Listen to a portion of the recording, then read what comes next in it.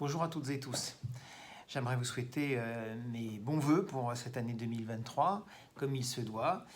Et j'aimerais en profiter pour dire que je souhaite que en cette année 2023, nous démarrions un nouveau cycle, notamment dans la manière d'appréhender l'écologie et les enjeux écologiques et environnementaux. Un nouveau cycle qui doit être, je pense, sous l'égide de l'effort collectif et le dialogue.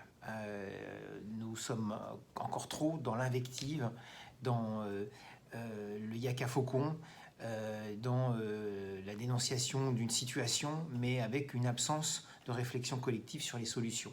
Chacun étant un peu campé sur ses positions. Donc j'espère que cette année 2023 nous permettra d'avancer dans ce que j'espère être une logique de compromis, ce qui existe dans d'autres pays d'ailleurs, et qui en France est un peu bloqué, on le voit bien.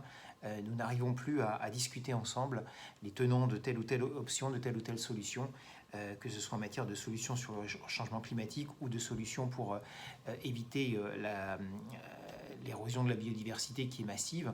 Les choses n'avancent pas. Donc c'est le compromis qui permettra d'avancer. Il y a quelques années, nous avions des processus de concertation, je pense notamment au Grenelle de l'environnement, qui avaient abouti à des compromis. On a un peu arrêté les choses en chemin. Il faudrait revenir à ce type de façon de faire et de travail qui aujourd'hui n'existe plus.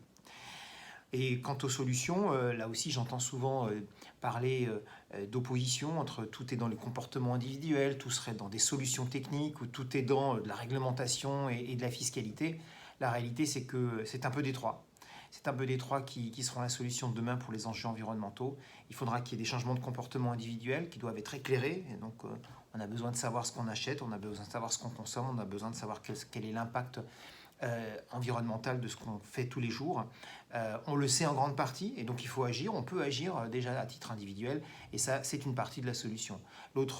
L'autre chose qui est souvent vilipendée, c'est que tout serait dans les solutions techniques, ou rien ne peut être dans les solutions techniques. Si, bien sûr, il y a beaucoup de solutions techniques qui apporteront des solutions et qui apportent d'ores et déjà des solutions. Il faut y croire, il faut les soutenir, mais tout ne sera pas non plus dans les solutions techniques.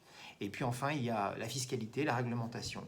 On ne pourra pas l'éviter, on en fait régulièrement des réglementations et de la fiscalité, il ne faut pas en faire trop, mais il faut en faire suffisamment, et en tout cas à bon escient, pour pouvoir justement changer les choses et faire ce que j'espère être un mot qui va être important dans les mois qui viennent, c'est une véritable transition. On parle souvent de transition écologique. Aujourd'hui, la transition, on ne la comprend pas, on ne la voit pas venir. On est dans un statu quo par rapport à une situation planétaire qui pose problème, le climat qui se dérègle, et on le voit de plus en plus à quel point il se dérègle, la biodiversité qui se dégrade, et elle continue de se dégrader. Donc la solution aujourd'hui, elle est un petit peu dans le statu quo, on n'avance pas. Et puis on parle du futur qu'on espère un jour, mais entre les deux, on ne voit pas quel chemin il faut emprunter, quels sont le pas à pas, les escaliers, les marches à emprunter. Et ça, c'est vraiment le défi d'aujourd'hui, c'est de construire la transition. On a une écologie aujourd'hui en France qui est largement portée par des gens qui voient peut-être très loin, mais peut-être trop loin, et il faut regarder juste la prochaine marche à franchir avant de voir le sommet de l'escalier. Et là, aujourd'hui, c'est un vrai travail qu'on a besoin d'avoir ensemble, de se relever les manches pour bien définir ce pas à pas, ces étapes multiples à franchir pour pouvoir faire cette transition écologique. Voilà les vœux que je voulais formuler pour cette année 2023. Le chantier est vaste, j'espère qu'on s'y mettra tous, et je vous souhaite encore une fois de bien démarrer cette année 2023.